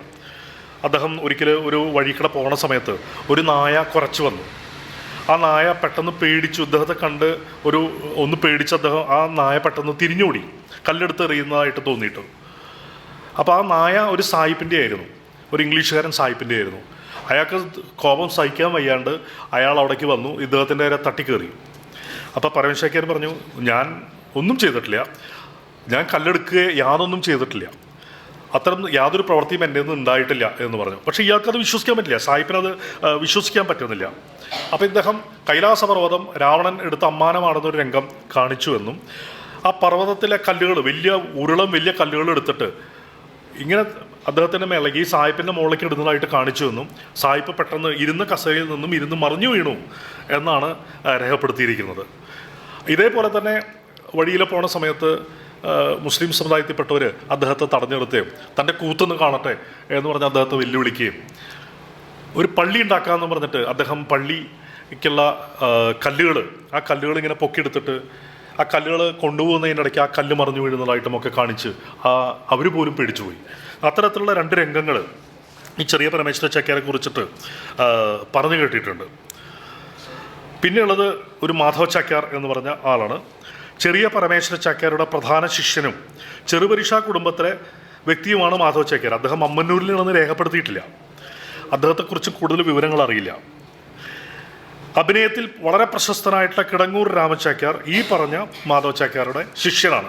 അദ്ദേഹം അമ്മന്നൂർ കുടുംബത്തിലാണോ എന്നുള്ള കാര്യത്തിൽ കൃത്യമായിട്ടുള്ള കിടങ്ങൂരാണ്. അപ്പോൾ അമ്മന്നൂരിലെ എല്ലാം ഉറപ്പായല്ലോ, ചർച്ചയുണ്ട്. അടുത്തത് പിന്നെ അതിനുശേഷം വന്നതാണ് കൂടിയാട്ടത്തിലെ ഇതിഹാസം എന്നൊക്കെ പറയാവുന്ന ഒരു പ്രത്യേക കാലഘട്ടത്തിൽ മാറ്റം വരുത്തിയ അമ്മന്നൂർ ചാച്ചു ചാക്യാർ. 1881 അമ്മന്നൂർ ചാച്ചു ചാക്യാർ ജനിച്ചത്. 20-ാം നൂറ്റാണ്ടിലെ പ്രഗത്ഭനായിട്ടുള്ള കൂടിയാട്ടം കലാകാരൻ. ശരിക്കും അദ്ദേഹത്തിൻ്റെ പേര് പരമേശ്വര ചാക്യാർ എന്നാണ്. കൂടിയാട്ട ചരിത്രത്തിൽ ഇത്രയും പ്രശസ്തിയുള്ള വിദൂഷക വേഷം വേറെയില്ല എന്ന് കലാനിരൂപകർ രേഖപ്പെടുത്തിയിട്ടുണ്ട്. വടക്കുംനാഥനിലെ ഒരു കൂത്ത്, അവിടെ പ്രബന്ധക്കൂത്ത് നടക്കുന്ന സമയമാണ്. അന്ന് ഭരണമൊഴിഞ്ഞ കൊച്ചിയിലെ വലിയ തമ്പുരാൻ, ആ വലിയ തമ്പുരാൻ അന്ന് അദ്ദേഹത്തിൻ്റെ ഭരണാധികാരം പോയ സമയം അദ്ദേഹത്തെ പരിഹസിച്ച ഒരു കാലം പറയുന്നുണ്ട്. അപ്പോൾ ശ്ലോകാർത്ഥം അത് അദ്ദേഹം വിവരിക്കുന്ന സമയത്ത് ഇതൊക്കെ ഇങ്ങനെ കേട്ടിട്ട് തമ്പുരാൻ പറഞ്ഞു, ഇങ്ങനെ കേവലം കഥ പറയുന്നത് അത്ര വലിയ കാര്യമൊന്നുമില്ല, സംസ്കൃതം അന്വയിച്ച് പറയുന്നതിൽ എന്തത്ര അർത്ഥം പറയുന്നതിൽ അത്ര വലിയ അർത്ഥമൊന്നുമില്ല, ശകാരിക്കാൻ സാധിക്കില്ലേ, വേണമെങ്കിൽ എന്നെ തന്നെ ശകാരിച്ചോളൂ എന്ന് അദ്ദേഹം പറഞ്ഞു. എന്തായാലും അമ്മന്നൂർ ചാച്ചു ചാക്യാർ ആ കിട്ടിയ അവസരം ഭംഗിയായിട്ട് ഉപയോഗിച്ചു എന്ന് പറയാം. രാമായണത്തിലൊരു ശ്ലോകം എടുത്ത് യുദ്ധത്തിനിടയിൽ രാവണൻ ഭത്സിക്കുന്ന ഒരു രംഗമുണ്ട്. ചാക്യാർ രാവണനായിട്ട് അഭിനയിച്ചുകൊണ്ട് ഇദ്ദേഹത്തെ ഈ തമ്പുരാനെ, മുന്നിലിരിക്കുന്ന തമ്പുരാനെ ക്രൂരമായിട്ട് തന്നെ ഭത്സിക്കുകയുണ്ടായി. അദ്ദേഹം സ്ഥാനഭ്രഷ്ടനാക്കപ്പെട്ടിരിക്കുന്ന തമ്പുരാനാണ്. അപ്പോൾ നെയ്യ്, കായ്ക്കിഴങ്ങുകൾ, ഇതൊക്കെയാണ് അദ്ദേഹത്തിൻ്റെ ഭക്ഷണം. അതുപോലെ കുറിയടത്ത് താത്രയെ ഭ്രഷ്ട് കൽപ്പിച്ചിട്ടുള്ള വ്യക്തിയാണ്. കേസിൽ ബ്രാഹ്മണനെ തോൽപ്പിച്ചിട്ടുള്ള വ്യക്തിയാണ്. അങ്ങനെ പലതുകൊണ്ടും അദ്ദേഹം എങ്ങനെ നോക്കിയാലും കേമനായിട്ടുള്ളൊരു വ്യക്തിയാണ്. ഇതൊക്കെ എണ്ണി പറഞ്ഞുകൊണ്ട് അമ്മന്നൂർ ചാച്ചു ചാക്യാർ ഗംഭീരമായിട്ട് അദ്ദേഹത്തെ ശകാരിക്കുകയുണ്ടായി. അവസാനം തമ്പുരാൻ്റെ മുഖം ചുവന്നു. പക്ഷെ ഒന്നും ചെയ്യാൻ പറ്റില്ലല്ലോ, അങ്ങനെ തന്നെ പറഞ്ഞിട്ടുണ്ട്. മാത്രമല്ല കൂത്തിൽ ഇത് സർവ്വസാധാരണമാണ്. അപ്പോൾ പിന്നെ ഒന്നും പറയാനില്ല. പിറ്റേ ദിവസം ഇദ്ദേഹം ചെന്ന് കണ്ടു, അദ്ദേഹത്തെ ചാച്ചു ചാക്യാർ ചെന്ന് കണ്ടപ്പോൾ ഒരു പുടവ കൊടുത്തിട്ട് അദ്ദേഹത്തെ ആദരിക്കുന്ന ഒരു സംസ്കാരം അന്ന് ആ തമ്പുരാൻ, വലിയ തമ്പുരാൻ അവിടെ കാണിക്കുകയുണ്ടായി. ഹാസ്യരസത്തിന് പുറമെ പലതരത്തിലുള്ള നവരസങ്ങൾ അദ്ദേഹത്തിൻ്റെ ഈ ചാക്യാർകൂത്തിൽ, പൊതുവെ ഹാസ്യത്തിന് പശ്ചാത്തലത്തിൽ ആണ് ചാക്യാർകൂത്ത് പ്രബന്ധക്കൂത്ത് അവതരിപ്പിക്കപ്പെടുന്നതെങ്കിലും എല്ലാ രസങ്ങളും തരത്തിനനുസരിച്ചിട്ട് അദ്ദേഹത്തിന് കാണിക്കാൻ സാധിച്ചിരുന്നു. അപ്പോൾ അത് അമ്മന്നൂർ ചാക്യാരുടെ സവിശേഷതയായിട്ടാണ് അറിയപ്പെടുന്നത്. ഡോക്ടർ KT രാമവർമ്മ മറ്റൊരു സന്ദർഭം പറയുന്നത് നിണമണിഞ്ഞ ശൂർപ്പണഖ. നമുക്ക് അറിയാം, ഒരു ശൂർപ്പണഖ എന്നുള്ള വേഷം ഇപ്പോൾ 2 ദിവസം മുമ്പ് ഇവിടെ ഉണ്ടായിരുന്നു. 1980-കളിൽ 82-83 കാലഘട്ടത്തിൽ ഡോക്ടർ KM പിഷാരടി കരളി ക്ലബ്ബ് ഉണ്ണായി വാര്യർ സ്മാരക കലാനിലയത്തിൽ ശൂർപ്പണഖ അംഗം അവതരിപ്പിച്ചപ്പോൾ അമ്മന്നൂർ മാധവ ചാക്യാരുടെ ശൂർപ്പണഖ കാണാനുള്ള ഒരു ഭാഗ്യം എനിക്ക് ശ്രദ്ധിക്കുകയുണ്ടായി. അന്ന് ചെറിയ കുട്ടിയാണ്, യഥാർത്ഥത്തിൽ വളരെ പേടിച്ചുപോയി. അപ്പോൾ ഈ KT രാമവർമ്മ ചാച്ചു ചാക്യാരെ കുറിച്ച് പറയുന്നത് എനിക്ക് അവിടെ അനുഭവവേദ്യമായത് ഈ അമ്മന്നൂർ മാധവ ചാക്യാരുടെ ശൂർപ്പണഖയിൽ അത് കണ്ടിട്ടാണ്. യഥാർത്ഥത്തിൽ പേടിച്ചുപോയി.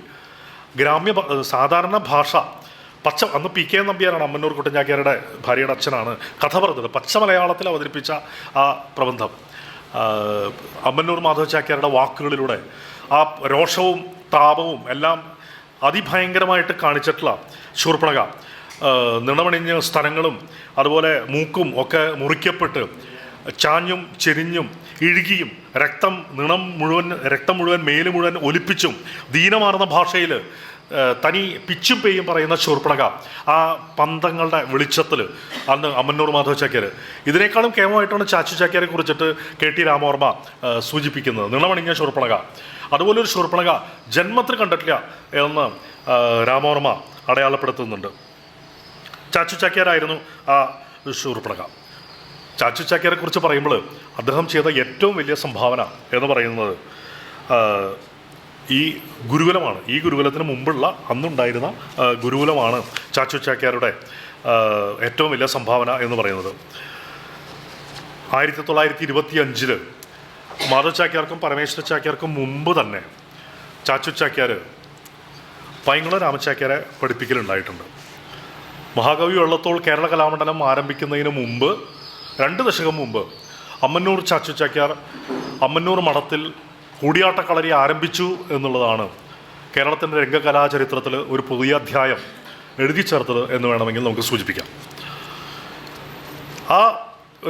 അന്ന് ഈ രംഗകലാ ഗവേഷകർ ഇത് പ്രത്യേകം പരിശോധിക്കേണ്ട വിഷയമാണ്. കാരണം പൊതുവേ സോക്കോൾഡ് ചരിത്രകാരന്മാരുടെ ചരിത്ര വിവരണത്തിൽ ഈ വിഷയം ഈ രീതിയിൽ രേഖപ്പെടുത്തിയതായിട്ട് ഞാൻ കണ്ടിട്ടില്ല.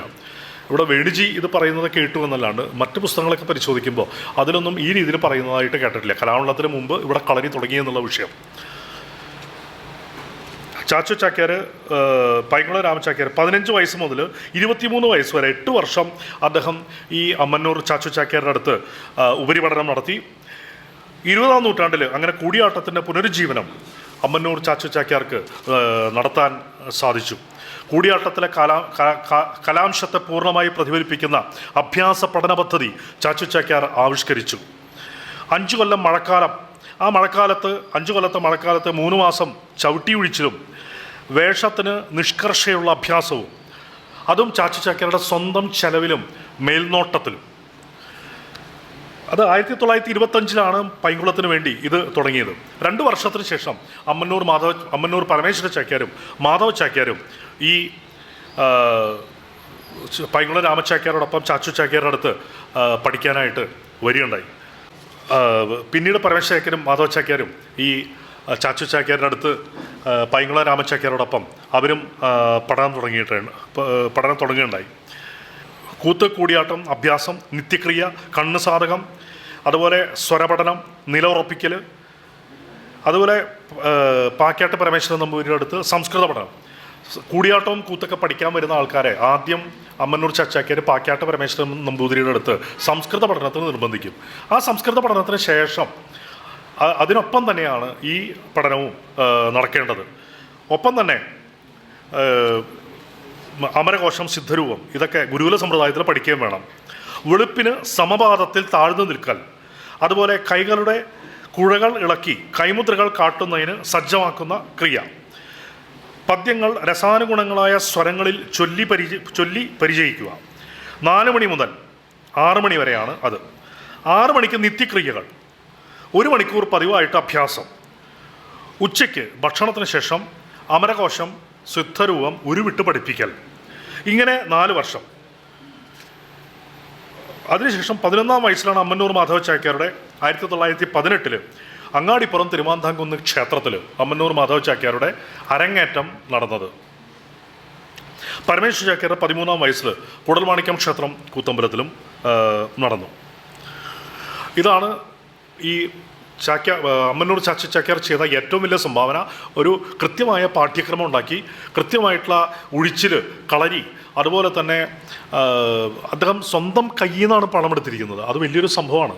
ഇപ്പോൾ കേരള കലാമണ്ഡലം തുടങ്ങുമ്പോൾ പലരുടെയും സംഭാവന ഉണ്ടായപ്പോൾ ചാച്ചാക്കിയുടെ സ്വന്തം കയ്യിൽ നിന്നും സാമ്പത്തികം പണം എടുത്ത് ഇവിടെ കളരി തുടങ്ങിയെന്നുള്ളത് നിസ്സാര കാര്യമല്ല. അന്നത്തെ കാലത്ത് പ്രത്യേകിച്ചും തുച്ഛമായിട്ടുള്ള പൈസയാണ്. കുറേ പറമ്പ് കൊടുത്തുന്നതല്ലാണ്ട് നിത്യവൃത്തിക്കുള്ള ചെറിയ കുറച്ച് ഉണക്കച്ചോറോ എണ്ണയോ വസ്ത്രമൊക്കെ കൂടൽമാണിക്യം ക്ഷേത്രത്തിൽ നിന്ന് അന്ന് കിട്ടിയിട്ടുണ്ട്, അല്ലെങ്കിൽ മറ്റ് സ്ഥലങ്ങളിൽ പോകുമ്പോൾ കിട്ടിയിട്ടുണ്ടെന്നല്ലാതെ അത്ര വലിയൊരു സാമ്പത്തിക വരുമാനമൊന്നും കിട്ടിയതായിട്ട് ഇവരാരും പറയുന്നില്ല, അല്ലെങ്കിൽ മറ്റാൾക്കാരും അത് രേഖപ്പെടുത്തിയിട്ടില്ല എന്നുള്ളത് നമ്മൾ മനസ്സിലാക്കണം.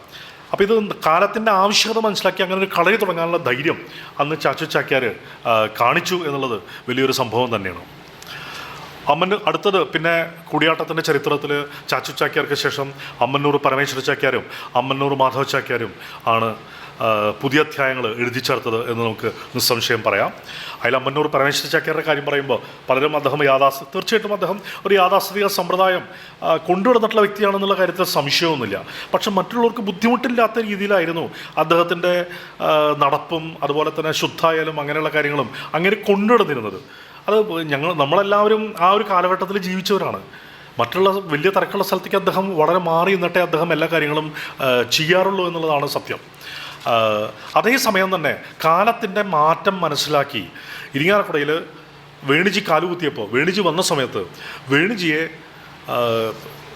എല്ലാ ജാതി പ്രശ്നങ്ങളും ഒക്കെ മാറ്റിവെച്ചിട്ട് അമ്മന്നൂർ കളരിയിൽ വേണിജിക്ക് കൂടിയാട്ടം പരിശീലനം കൊടുക്കാൻ ഗുരുവായിട്ട് അമ്മന്നൂർ പരമേശ്വര ചാക്യാർ തയ്യാറായി എന്നുള്ളത് അദ്ദേഹത്തെ സംബന്ധിച്ച് നോക്കുമ്പോൾ, നമ്മളെ സംബന്ധിച്ച് നോക്കുമ്പോൾ, ചരിത്രം വിലയിരുത്തുന്ന ആൾക്കാരെ സംബന്ധിച്ച് കലാചരിത്രം അത് വലിയൊരു നാഴികക്കല്ലാണ് അദ്ദേഹത്തിൽ നിന്നും ഉണ്ടായത്. വേണിജി ആദ്യം പഠിച്ചു തുടങ്ങിയത് തന്നെ ശ്രീ അമ്മന്നൂർ പരമേശ്വര ചാക്യാരുടെ അടുത്താണ്.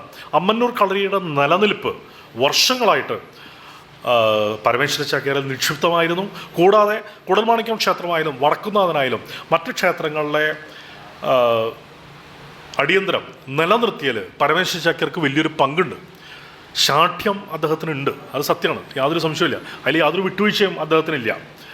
ഷൂട്ടിംഗ് നടക്കുന്ന സമയത്തൊക്കെ കൃത്യമായിട്ട് ക്യാമറാമാരോട് തന്നെ ദേഷ്യപ്പെടുന്നതൊക്കെ ഞാൻ തന്നെ കണ്ടിട്ടുണ്ട് അവിടെ ഈ കൂത്തമ്പലത്തിൻ്റെ ഉള്ളിൽ. പക്ഷെ അതേസമയം തന്നെ ഇതിൻ്റെ നിലനിൽപ്പിന് മറ്റുള്ളവർ ഇത് പഠിക്കണമെന്നും അത്തരമൊരു കളരി ആവശ്യമാണെന്നും പുതിയ ആൾക്കാർ പഠിച്ചു വന്നാലേ ഇത് നിലനിൽക്കുകയുള്ളെന്നും നാളെ ഗവൺമെൻറ്റിൻ്റെയും സഹൃദയരുടെയും സഹായം ഇതിനാവശ്യമാണ്, ക്ഷേത്രങ്ങൾ കൊണ്ട് മാത്രം ഇത് സാധ്യമല്ല എന്നുള്ള ഒരു തിരിച്ചറിവ് അന്നേ ഉണ്ടായിരുന്നു. അതിനനുസരിച്ചുള്ള ചില പരിപാടികൾ അദ്ദേഹം ആവിഷ്കരിച്ചു. പക്ഷേ അതിൻ്റെ മൂലം നിലനിർത്തുന്നതിൽ അദ്ദേഹം എന്നും ബദ്ധശ്രദ്ധനായിരുന്നു. പുറമേക്കുള്ള കാര്യം, ഇവിടുത്തെ ഇരിയാനക്കുടയിലെ ഏതൊരു വ്യക്തിയും അദ്ദേഹത്തിന് നേരിട്ട് പരിചയമുണ്ട്. മാധവ് ചാക്യാർക്ക് സാമൂഹ്യ ബന്ധങ്ങൾ തൊട്ടുണ്ടായിരുന്നില്ല. അതേസമയത്ത് പരമേശ്വര ചാക്യാർക്ക് ഓരോ വ്യക്തിയും, അദ്ദേഹം കോൺഗ്രസ്സിൽ അടിയുറച്ച് വിശ്വസിച്ചിരുന്ന ഒരു വ്യക്തിയാണ്. അതേസമയം ഓരോ വ്യക്തിയെയും അദ്ദേഹം നേരിട്ടറിയാം. ഒരു രാഷ്ട്രീയ പക്ഷപാതം ഒന്നുമില്ലാണ്ട് അദ്ദേഹം തുറന്ന് എല്ലാവരോടും പെരുമാറാറുണ്ട്. അത് വലിയൊരു കാര്യം തന്നെയാണ്. അക്കാലത്ത് ചാക്യാന്മാരെല്ലാവരായിട്ടും സംസാരിക്കുന്നതും ഒക്കെ കൂടുതൽ കാര്യങ്ങൾ അറിയാനും ഒക്കെ ശ്രമിച്ചത് വലിയൊരു സംഭവം തന്നെയായിരുന്നു അക്കാലത്ത്. അത് പരമേശ്വര ചാക്യാരിൽ നിക്ഷിപ്തമാണ്. അതിനുശേഷം അമ്മന്നൂർ മാധവ ചാക്യാർ, കൂടിയാട്ടത്തിലെ ഇതിഹാസമായിട്ടുള്ള അമ്മന്നൂർ മാധവ ചാക്യാർ ചേന്നമംഗലം പാലിയത്ത് അവിടെ ചാക്യാർകൂത്ത് അവതരിപ്പിക്കാൻ പോയ സമയം, അവിടെ ചാക്യാർകൂത്ത് അദ്ദേഹം അവതരിപ്പിച്ചപ്പോൾ അവിടുത്തെ കൊച്ചിക്കാവ് തമ്പുരാട്ടി അവർ ഇദ്ദേഹത്തിൻ്റെ അങ്കുലിയംഗം കണ്ടു. അങ്കുലിയംഗം കണ്ടപ്പോൾ മാധവൻ ഇത് പറയാറായോ, ചാക്യാർകൂത്തൊക്കെ അവതരിപ്പിക്കാറായോ എന്ന് പറഞ്ഞു. അപ്പോൾ തീർച്ചയായിട്ടും അദ്ദേഹത്തിന് ചാക്യാർകൂത്ത് അവതരിപ്പിക്കാൻ സാധിക്കുമെന്ന് പറഞ്ഞു. അങ്ങനെ അതിൻ്റെ അടിസ്ഥാനത്തിൽ നാളെ എൻ്റെ വഹ എന്ന് പറഞ്ഞു. അങ്ങനെ മാധവ് ചാക്യാർ പിറ്റേ ദിവസം ചാക്യാർകൂത്ത് അവിടെ അവതരിപ്പിച്ചു. രണ്ടാം ദിവസവും അവതരിപ്പിച്ചു. മൂന്നാം ദിവസം ഒരു ബാല്യക്കാരനെ വിട്ടിട്ട് കയ്യിൽ കുറച്ച് പൈസയും കൊടുത്തിട്ട് ഇനി ഇത് അവിടെ അവസാനിപ്പിക്കാൻ നല്ലത് എന്ന് മാധവ് ചാക്യാരോട് പറഞ്ഞു. അവർക്ക് ബോധ്യമില്ല എന്നർത്ഥം. ഇടിവെട്ടുന്ന പോലെ എനിക്ക് ഓർമ്മയുണ്ട് അദ്ദേഹത്തിൻ്റെ മാധവ് ചാക്യാരോട് സ്വീകരിച്ചപ്പോൾ അന്ന് നായർ സ്മാരകാലയത്തിൽ അങ്ങനെ പറഞ്ഞത്, ഇടിവെട്ടിയ മാതിരി അദ്ദേഹത്തിൻ്റെ ഹൃദയം മുഴങ്ങി എന്നാണ് പറയുന്നത്. ആ പണം കൊടുത്തപ്പോൾ അദ്ദേഹം ആ പണം വേണ്ടാന്ന് പറഞ്ഞു. ഇനി ഞാൻ ഇവിടുന്ന് വേഗം പോവാണ് എന്നൊക്കെ പറഞ്ഞു. അപ്പോൾ ആ സമയത്താണ് ഈ വേറെ ഒരു അവിടുത്തെ തന്നെ വലിയൊരു വിദ്വാനായിട്ടുള്ള വിദ്വാൻ മാന്തിട്ട നമ്പൂതിരിയും അതുപോലെ തന്നെ ചേന്നമംഗലം പാലിയത്തെ ഒരു തമ്പുരാനും അവർ പറഞ്ഞു, നാളെ ഞങ്ങളുടെ വക അങ്ങ് അവതരിപ്പിക്കണം എന്ന് പറഞ്ഞു. അന്ന് അന്ന് വൈകുന്നേരമാണ് അവതരിപ്പിക്കുന്നത്. രാവിലെ തൊട്ട് അദ്ദേഹം പ്രബന്ധം മുഴുവൻ നോക്കി കൃത്യമായിട്ടിരുന്ന് പഠിച്ച് വൈകുന്നേരം ഭംഗിയായിട്ട് അവതരിപ്പിച്ചു. 2 ദിവസം കഴിഞ്ഞപ്പോൾ ഇതേ തമ്പുരാട്ടി വീണ്ടും അദ്ദേഹത്തിൻ്റെ അടുത്ത് വന്ന് ദക്ഷിണ കൊടുത്തു. ഇനി മുഴുവൻ മാധവൻ അവതരിപ്പിക്കണം എന്ന് പറഞ്ഞു. അങ്ങ് അങ്കുലിയാംഗം കഴിഞ്ഞിട്ട് പിന്നീട് വിശദമായിട്ടുള്ള അശനം അദ്ദേഹം മാധവ ചാക്യാർ അവിടെ ഈ പാലിയത്ത് അവതരിപ്പിക്കേണ്ടായി. 1982 വേണിജിയുടെ സഹായത്തോടെ അമ്മന്നൂർ മാധവ ചാക്യാർ ഈ അമ്മന്നൂർ ചാച്ചു ചാക്യാർ ഗുരുകുലത്തിന് തറക്കല്ലിട്ടു. ഇവിടെ ഗുരുകുലം നിലവിളക്ക് കൊളുത്തി. ഇവിടെ ഒക്ടോബർ 21 1982 ഒക്ടോബർ 1 മാധവ ചാക്യാർ പ്രസിഡൻ്റായിട്ടും വേണിജി ജനറൽ സെക്രട്ടറി ആയിട്ടും ഇവിടെ തുടങ്ങി. ആദ്യകാലത്ത് കമലാദേവി ചതോപാധ്യായയുടെയും ഗിരീഷ് കർണാടിൻ്റെയും കപില വാത്സ്യായൻ്റെയും കേന്ദ്ര സംഗീത അക്കാദമിയുടെയും ഒക്കെ സഹായവും ഒക്കെ ആയിട്ടാണ് ഈ പ്രസ്ഥാനം ആരംഭിച്ചത് തന്നെ. അഭ്യാസത്തിന് പുറമെ മഴക്കാലത്ത് ഉഴിച്ചിൽ, അതുപോലെ തന്നെ യോഗാഭ്യാസം, മിഴാവ് പശ്ചാത്തലത്തിൽ സാധകം, സന്ധിക്ക് ശേഷം നേത്രസാധകം, പിന്നെ തോരണയുദ്ധം, ബാലിവധം, ശൂർപ്പണകാംഗം, സുഭദ്രാധനഞ്ജയം, തപതീ സംവരണം, ജടായുവധം, കല്യാണ സൗന്ദര്യം, 16 ദിവസത്തെ അശോകാവനികാംഗം, ഇതൊക്കെ മാറി മാറി പഠിപ്പിക്കുക. ബാസൻ്റെ അഭിഷേക നാടകത്തിലെ 2ാം അംഗം ഹനുമദ്ദൂതം മാധവ ചാക്യാരെ പ്രത്യേകം ചിട്ടപ്പെടുത്തി അത് സംവിധാനം ചെയ്ത് അത് അവതരിപ്പിക്കുകയുണ്ടായി. 4ാം അംഗം സമുദ്രതരണം. അതുപോലെ തന്നെ വലിയൊരു ശിഷ്യ പരമ്പര ഇവിടെ വേണിജിക്ക് പുറമെ ഇവിടെ ഉണ്ടാക്കിയെടുത്തു. ഉഷാ നങ്ങ്യാർ, കപില, അതുപോലെ തന്നെ ഡോക്ടർ അപർണ നങ്ങ്യാർ, സരിത, പൊതുയിൽ രഞ്ജിത്ത് ചാക്യാർ, അമ്മന്നൂർ രജനീഷ് ചാക്യാർ, സൂരജ്, ഇപ്പോൾ പുതിയ തലമുറയിൽ അമ്മന്നൂർ മാധവനെ പോലെയുള്ള പുതിയ ആൾക്കാരും. ക്ഷമിക്കണം, ഞാൻ പറഞ്ഞല്ലോ കൃത്യതയില്ലാത്ത ഒരാളെന്നുള്ള എനിക്ക് ക്ഷമിക്കുക. അമ്മന്നൂർ കുട്ടൻ ചാക്യാർ, അപർണയുടെ പേര് ആദ്യമേ പറഞ്ഞു പോയി. അമ്മന്നൂർ കുട്ടൻ ചാക്യാർ 96 കൂടിയാട്ട മഹോത്സവം കുടൽമാണിക്യം ക്ഷേത്രത്തിൽ വീണ്ടും തുടങ്ങിയപ്പോഴുള്ള തപതീ സംവരണത്തിൽ അമ്മന്നൂർ കുട്ടൻ ചാക്യാരുടെ വിദൂഷകൻ അമ്മന്നൂർ മാധവ ചാക്യാരെ ഓർമ്മിപ്പിക്കുന്നതായിരുന്നു എന്ന് മോഹൻചേട്ടൻ പറഞ്ഞിട്ടുണ്ട്. എനിക്കും അത് തോന്നിയിട്ടുണ്ട്. മാധവ ചാക്യാരുടെ വിദൂഷകൻ ഞാനൊരു തവണ കണ്ടിട്ടുണ്ട്. കുട്ടൻ ചാക്യാരുടെ വിദൂഷകൻ കണ്ടപ്പോൾ അതിനെ കവച്ചു വയ്ക്കുന്നതാണ്. ശ്ലോകാർത്ഥം ഭംഗിയായിട്ട് അന്വയിച്ച് പറയുമ്പോഴെങ്കിലും ഫലിതം പറയാൻ അമ്മന്നൂർ കുട്ടൻ ചാക്യാർ അന്ന് അദ്ദേഹത്തിൻ്റെ ആ ഒരു വിക്കൊക്കെ മാറിയിട്ടുള്ള ഒരു സമയം എന്തോ അതിഗംഭീരമായിട്ടുള്ള ഒരു അവതരണമായിരുന്നു.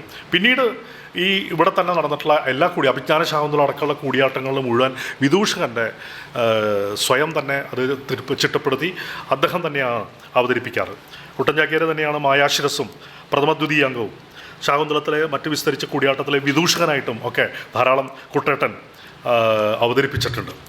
2008 ജൂലൈ 1 അമ്മന്നൂർ മാധവ ചാക്യാർ മരിച്ചോടുകൂടി കൂടിയാട്ടത്തിലൊരു ഇതിഹാസം പത്മവിഭൂഷണും ഒക്കെ പത്മശ്രീയുമൊക്കെ നേടിയ ഒരു മഹാനടൻ അന്ന് നമ്മോട് വിട പറഞ്ഞു. 3 വർഷങ്ങൾക്കോ ശേഷം പരമേശ്വര ചാക്യാരും അന്തരിച്ചു. ആ വർഷം തന്നെ അമ്മന്നൂർ പരമേശ്വര ചാക്യാരും അന്തരിക്കേണ്ടായി. തുടർന്ന് ഞാൻ കുട്ടൻ ചാക്യാരെ കുറിച്ച് പറഞ്ഞു. ഡോക്ടർ അപർണ നങ്ങിയാർ ഇപ്പോൾ കാലടി ശങ്കര യൂണിവേഴ്സിറ്റിയിൽ വേദാന്തത്തിൽ ഡോക്ടറേറ്റ് എടുത്ത് അവിടെ അധ്യാപികയാണ് കാലടി ശങ്കര കോളേജിൽ. ദശമംകൂത്ത് ചുടലക്കൂത്ത് സ്വയം ചെയ്ത് അവതരിപ്പിച്ച് അഗ്നിഹോത്രം നടത്തിയ സോമയാജിപ്പാട് അവർ മരിച്ചു കഴിഞ്ഞാൽ ചെയ്യേണ്ട ഒരു ക്രിയ അവരുടെ ഇതിൽ പറഞ്ഞിട്ടുണ്ട്. അതാണ് ഈ ദശമംകൂത്ത് ചുടലക്കൂത്ത്. അത് അപർണ തന്നെ അത് പഠിച്ച് അത് അവിടെ അവതരിപ്പിക്കേണ്ടായിട്ടുണ്ട്. സുഭദ്രാ ധനഞ്ജയത്തിൽ അത് കുറേ പറഞ്ഞിട്ടില്ലേ എന്നുള്ള സംശയം ചോദിച്ചപ്പോൾ പറഞ്ഞത് അതിനേക്കാളും കൂടുതൽ മറ്റൊരു രീതിയിലാണ് ഇത് അവതരിപ്പിക്കേണ്ടത്. കൃഷ്ണകഥകൾ, ശ്രീകൃഷ്ണൻ്റെ ജന്മം മുതൽ അവസാനം വരെയുള്ള മരണം വരെയുള്ള ഭാഗം ഈ ചുടലക്കൂത്തിൻ്റെ ഭാഗമായിട്ട് അവതരിപ്പിക്കണം. അഭിനയ പ്രാധാന്യം കൊടുത്തുകൊണ്ടാണ് അത് അവതരിപ്പിക്കേണ്ടത്. അത് 2014 2022 അപർണ നടുവത്തും കൈമുക്ക് മനയിലും അവതരിപ്പിച്ചത്. പിന്നെ സുഭദ്രാനുരാഗം അഭിനയ പ്രാധാന്യമില്ലാത്ത ഒരു ഭാഗമാണത്. പക്ഷേ അതിനൊരു പ്രത്യേക പ്രാധാന്യം കൊടുത്തുകൊണ്ട് അപർണ നങ്ങിയാർ അഭിനയിക്കേണ്ടായി, അത് അവതരിപ്പിക്കേണ്ടായി. പിന്നെ വ്യംഗ്യ വ്യാഖ്യായിലെ നവരസം ഒരു പരാമർശമുള്ളൊരു ശ്ലോകം, മഹാഭാരതത്തിലെ നവരസങ്ങൾ വരുന്ന പല ശ്ലോകങ്ങളും എടുത്ത് ആടി. അന്ന് ഈ 9 രസങ്ങളും ഇവിടെ അവതരിപ്പിക്കേണ്ടായി ഡോക്ടർ അപർണ നങ്ങിയാർ. ഏതായാലും സമയം അതിക്രമിച്ചു എന്നാണ് എനിക്ക് മനസ്സിലാവുന്നത്. നമുക്കറിയാം ഇനി കപിലയുണ്ട്, അതുപോലെ തന്നെ ഈ സൂരജുണ്ട്, സരിതയുണ്ട്. ഇവരൊക്കെ ഇവിടെ തന്നെ പഠിച്ചു വളർന്ന് ഇവരൊക്കെ പല തരത്തിലുള്ള കഥകൾ അവതരിപ്പിച്ചും ഇന്നും നാളെയുമൊക്കെ പലരും, രജനീഷുണ്ട്, അദ്ദേഹത്തിൻ്റെ പ്രസ്ഥാനം മാധവാമൃത പ്രസ്ഥാനം, അതുപോലെ തന്നെ പലതും പുതുതായിട്ട് സംവിധാനം ചെയ്ത് അവതരിപ്പിക്കുന്നുണ്ട്. അത്തരത്തിൽ പുതിയ വർക്കുകൾ ഒരുപക്ഷെ കഥകളിയേക്കാളും കൂടുതൽ എനിക്ക് തോന്നുന്നത് കൂടിയാട്ട രംഗത്താണ് പുതിയ പരീക്ഷണങ്ങളും ശ്രമങ്ങളും ഒക്കെ നടക്കുന്നത്. എന്തായാലും ഈ മഹാനുഭാവന്മാരായിട്ടുള്ള അന്തരിച്ചുപോയ ഈ മഹാന്മാരായിട്ടുള്ള കലാകാരന്മാരും ഇപ്പോൾ ജീവിച്ചിരിക്കുന്ന അവരുടെ സ്മരണകൾക്ക് മുമ്പിലും ഇപ്പോൾ ജീവിച്ചിരിക്കുന്നവരുടെ മുമ്പിലും നമസ്കരിച്ചുകൊണ്ടും ഞാൻ എൻ്റെ ഈ എളിയ വാക്കുകൾ ഇവിടെ ഉപസംഹരിക്കുകയാണ്. നമസ്കാരം. ഇതിനോട് ചേർത്ത് വെച്ചുകൊണ്ട് 2 വാക്ക് പറയാൻ മാധവനുണ്ട് എന്ന് പറഞ്ഞു. മാധവനെ ഞാൻ ക്ഷണിക്കുന്നു. എല്ലാവർക്കും നമസ്കാരം. കേശവേട്ടൻ്റെ പേപ്പർ വിസ്തരിച്ച് കേട്ടു. അതിൽ കുറച്ച് കാര്യങ്ങൾ പറഞ്ഞതിൽ കുറച്ച് കൂട്ടിച്ചേർക്കാൻ ആഗ്രഹിക്കുന്നുണ്ട്. എന്താ പ്രധാനമായിട്ട് പറയുക വെച്ച് കഴിഞ്ഞാൽ, അമ്മന്നൂർ പരമേശ്വര ചാക്യാർ, കാരണവരായിട്ടുള്ള പരമേശ്വര ചാക്യാരെ കുറിച്ച് കൃത്യമായിട്ട് ഐതിഹ്യമാലയിൽ കൃത്യമായിട്ട് പറയുന്നുണ്ട്. ഐതിഹ്യമാലയെന്നായിരിക്കും കേശവേട്ടൻ അത് ശ്രദ്ധിച്ചിട്ടുണ്ടാവുക. പിന്നെ അദ്ദേഹത്തിൻ്റെ മരുമകനായിട്ടുള്ള അമ്മന്നൂർ ചെറിയ പരമേശ്വര ചാക്യാർ, അദ്ദേഹം തിരുവിതാംകൂർ രാജാവിൻ്റെ ആശ്രിതനായിരുന്നു എന്നാണ്. ഈ